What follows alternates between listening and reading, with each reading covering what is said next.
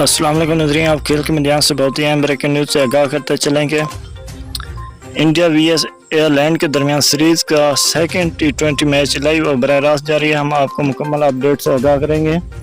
इससे पहले अगर इस चैनल पर पहली दफ़ा विजिट कर रहे हैं तो इस चैनल को सब्सक्राइब करना ना भूलिएगा। नज़रीन, आपको बताते चलें कि आयरलैंड ने सेकंड T20 मैच में टॉस जीतकर पहले फील्डिंग करने का फैसला किया। इंडिया की बैटिंग लाइव और बराह रास्त जारी है। इंडिया ने अभी तक 3 ओवर के अख्ताम पर 26 रन बनाए हैं। उनका कोई खिलाड़ी आउट नहीं है। अगर ये मैच लाइव और बराह रास्त देखना चाहते हैं तो फेसबुक और गूगल पर इन दो टीमों के नाम सर्च करेंगे तो आपको लाइव मैच मिल जाएगा। आप लाइव इंजॉय कर सकते हैं।